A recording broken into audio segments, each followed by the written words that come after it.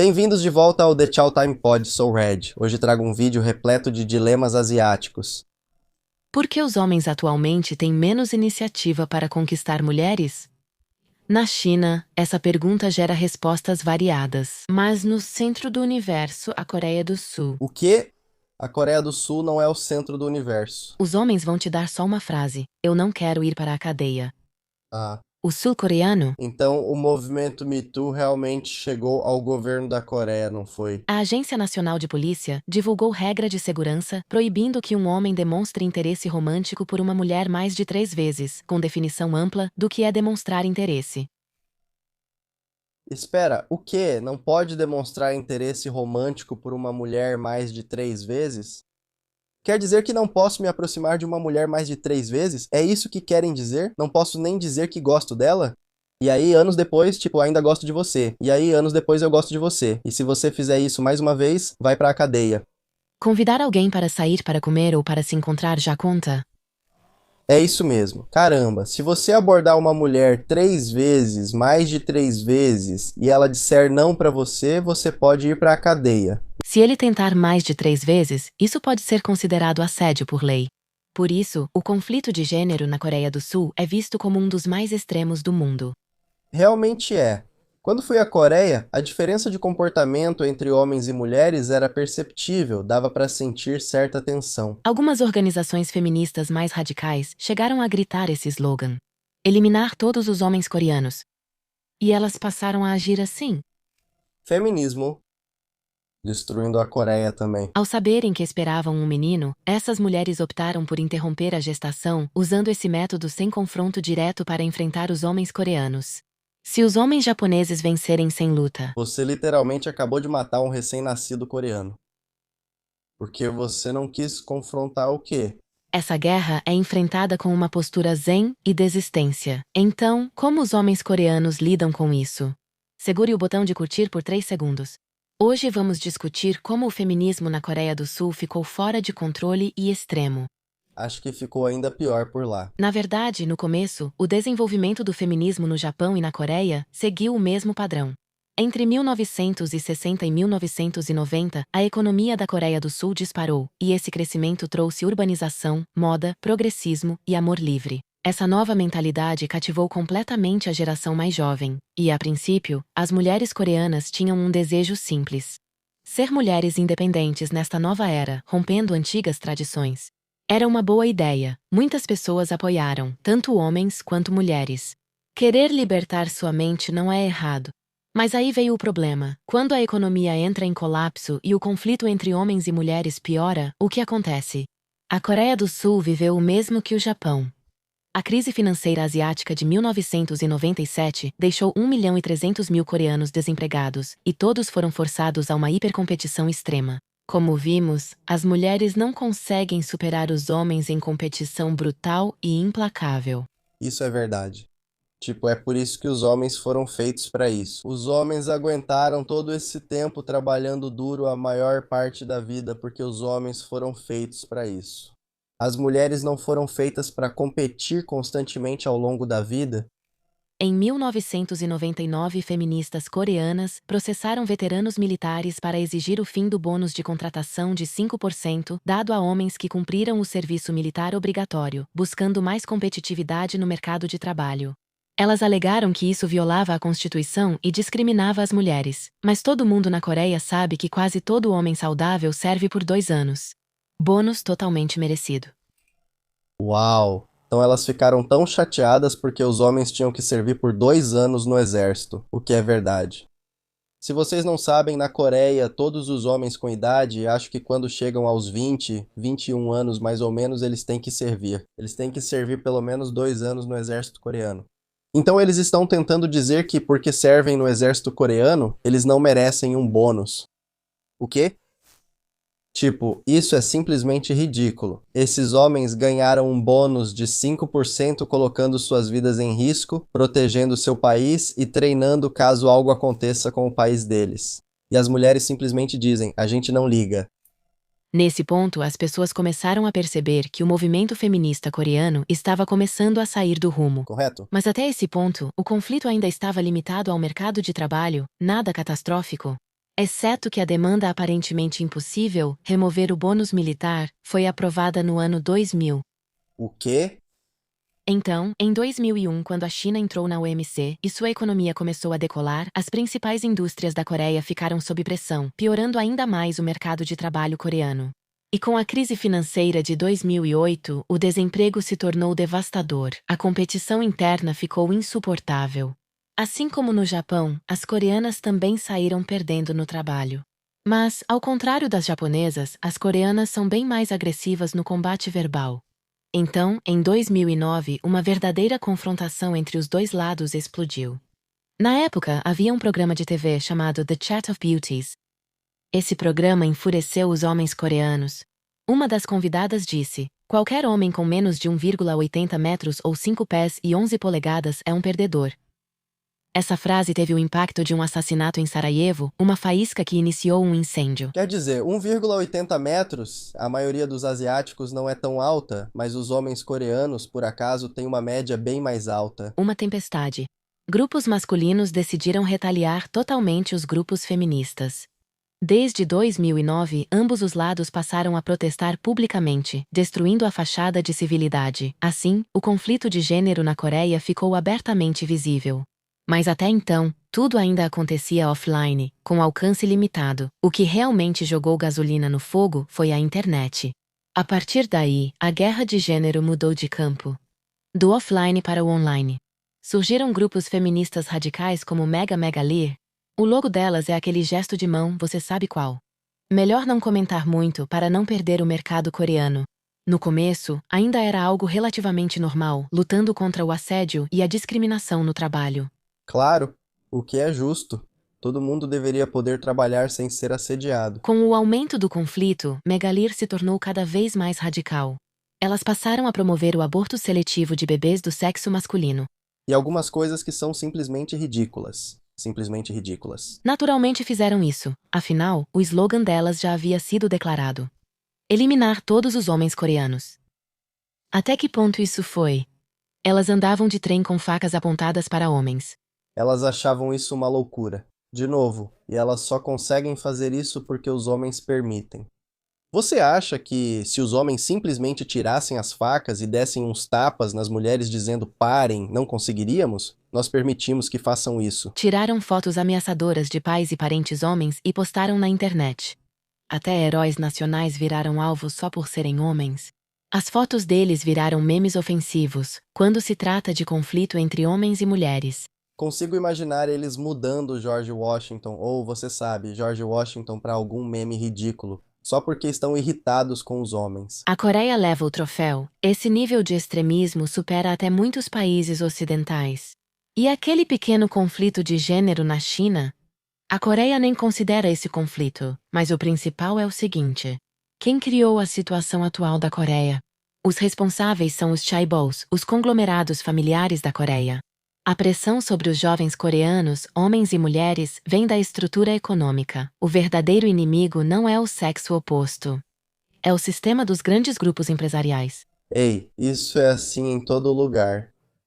Grupos empresariais poderosos controlam muita coisa, especialmente o governo e tudo ao redor dele. Mas o feminismo radical acabou se afastando completamente desse alvo. Elas redirecionaram seu ódio para homens comuns, que são tão normais quanto elas. Correto. E qual foi o resultado? As feministas enfrentaram a contraofensiva dos grupos masculinistas coreanos. Como os homens coreanos venceram o feminismo radical? A resposta: eles usaram magia contra magia, as feministas disseram. Vocês, homens, discriminam as mulheres no trabalho e não permitem que entrem nas empresas. Quando viam uma empresa com menos mulheres que homens, diziam: olha, os homens são fracassados. Os masculinistas resolveram expor isso. Certo, você nunca ganha. Se deixamos elas entrarem numa empresa, dizem que não somos masculinos. Se não deixamos, somos misóginos. Sempre assim. Já que seremos insultados de qualquer forma, é melhor garantir mais benefícios aos homens. Correto? Está me acusando de discriminar mulheres? Agora vou realmente discriminar. As feministas afirmaram: homens coreanos são nojentos, sempre enviando mensagens para mulheres. Isso é assédio. Assim surgiu a regra das 3 tentativas. Os homens responderam: tudo bem, não enviarei mais mensagens. Feministas. Os homens coreanos não são nada atenciosos nos relacionamentos. Homens. Ok, então vamos terminar. Há muitos exemplos assim. Os masculinistas começaram a adotar totalmente a lógica do feminismo radical, devolvendo tudo para elas. As feministas disseram, na TV. Inverta os papéis. Uno reverso. Programas de TV dizem que você não pode fazer piadas sobre mulheres, isso é discriminação. Os homens responderam. Tudo bem, então você também não pode fazer piadas sobre homens. Caso contrário, Isso é discriminação contra os homens, no começo. veja, lá os homens reagiram como se dissessem: quer jogar esse jogo? Vamos jogar igual. Já nos Estados Unidos, os homens foram legais demais. Nós deixamos as mulheres passarem por cima da gente aqui nos Estados Unidos. As feministas pensaram ter vencido ao verem os homens concordando, mas depois notaram que algo estava errado.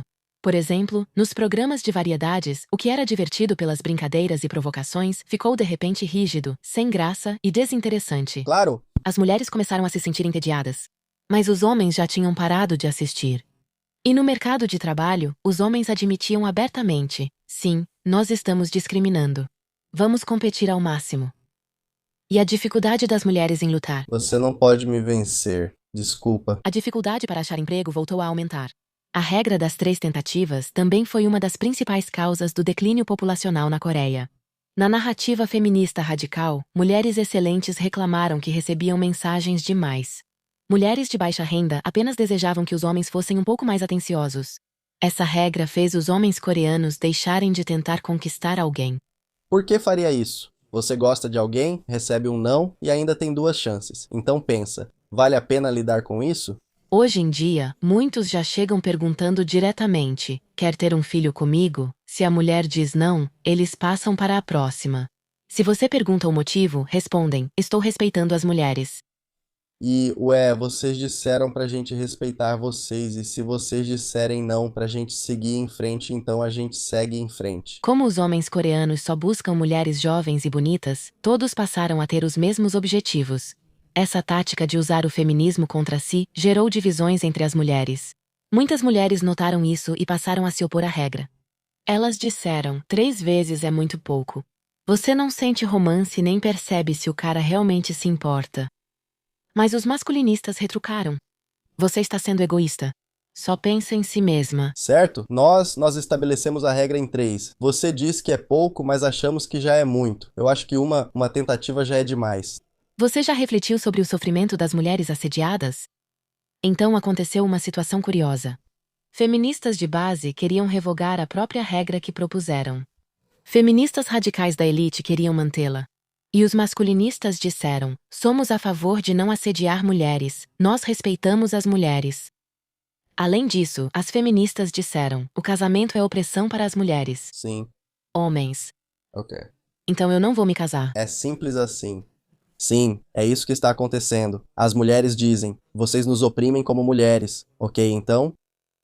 Nós simplesmente não vamos namorar ou casar com vocês. Não queremos oprimir vocês. Vamos ficar sozinhos, ganhar dinheiro, curtir nossos hobbies e sair com os amigos. Por que mulheres? Homens, tudo bem, então eu vou namorar sem casar e não vou ter filhos. O casamento oprime as mulheres. E homens, perfeito, eu apoio completamente isso. Elas combateram o feminismo radical com a lógica do próprio feminismo radical. Eu adoro isso. Ao final, as feministas notaram que no mercado de trabalho não conseguiam superar os homens. Não, Em outros pontos também não superaram a estratégia masculina. não. E os homens coreanos simplesmente copiaram os homens japoneses. Sem casamento, sem namoro, sem filhos. Cada um segue sua vida. O soco, que aliás é uma coisa ruim? Sim. É ótimo que os homens estejam se protegendo e você sabe, vivendo bem, mas a sociedade está morrendo. O Japão está morrendo. Todo o nosso anime vai desaparecer em breve, o que é uma tristeza, aliás. Tristeza. As energias das feministas começaram a afetar o ambiente. No fim, todos os direitos precisam ser testados pela produtividade. Quando o feminismo não assegura direitos só com retórica, isso significa: o jogo do feminismo radical na Coreia está chegando ao fim. Claro, a guerra entre masculinistas e feministas também envolve a política coreana, então é melhor não se aprofundar nisso. A verdade é que depois de tantos anos de guerra ideológica, ataques verbais, regulamentações absurdas e movimentos radicais, a Coreia do Sul acabou nos mostrando um quadro muito simples e, ao mesmo tempo, muito desconfortável do que acontece quando a busca pela igualdade deixa de ser sobre igualdade e se transforma em uma luta por vantagem. É quase poético se não fosse tão trágico. Verdade. Porque, no fundo, quando homens coreanos recorreram à magia contra a magia, não queriam destruir o feminismo radical, apenas estavam cansados. A gente só estava se protegendo. Se essa é a lógica que vocês querem usar, a gente vai usar exatamente a mesma lógica contra vocês. Cansados de serem vistos como vilões só por existirem, de tentar agradar quem já os condenou e de viver sob regras que transformam até o menor gesto em um crime em potencial. A resposta deles foi simplesmente parar. Parar de romantizar, parar de correr atrás, parar de se envolver. E quando um lado da equação sai de cena, toda a estrutura desmorona sozinha. E a parte mais curiosa ou irônica é que essa dinâmica está longe de ser exclusiva da Coreia. O Ocidente está seguindo um roteiro muito semelhante se você observar bem. Sim. Lá, a história também iniciou com uma demanda legítima por direitos, Respeito e oportunidades. E, pouco a pouco, isso se transformou em uma cultura de hostilidade, competição moral e uma guerra fria entre os gêneros. Agora é superioridade moral. Lá, mulheres acusam homens de opressão estrutural e exigem privilégios exclusivos, enquanto eles respondem com um recuo silencioso e crescente. Emocional, econômico e até familiar. O fenômeno é global. Os homens estão saindo do jogo. E o interessante é que, mais uma vez, tanto na Ásia... Galera, não é só no Ocidente. Isso também ocorre em várias nações desenvolvidas do Oriente. Certo?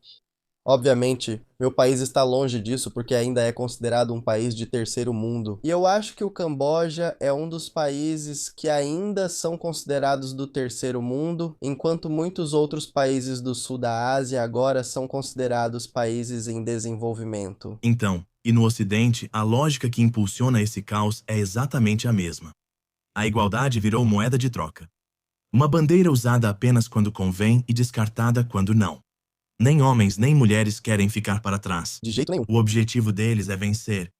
E é por isso que cada nova regra, cada novo slogan, cada nova luta por direitos parece menos um caminho para o equilíbrio e mais uma estratégia para vantagem unilateral. Quando um lado percebe que pode usar a narrativa para avançar 2 passos, ele faz isso. Quando o outro percebe que pode se proteger, se retirando completamente, ele se retira. Nesse cabo de guerra sem fim, ninguém avança. Na verdade, não é exatamente um cabo de guerra. Um puxa enquanto o outro apenas recua. Acho que ainda pode ser um cabo de guerra se só recuamos e eles puxam. Entendi. O resultado? Uma guerra sem vencedores. Uma sociedade onde todos perdem. Eu concordo. E no final, uma geração inteira que olha para o amor, o casamento e até mesmo a convivência básica Como uma transação. com um tipo de desconfiança que nunca existiu antes.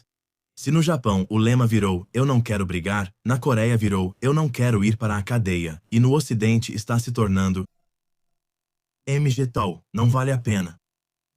Não vale a pena. O suco não compensa o esforço. 3 idiomas diferentes para o mesmo sentimento universal: exaustão. A parte mais irônica é que a solução nunca foi complicada, sempre foi simples: respeito, diálogo, responsabilidade compartilhada.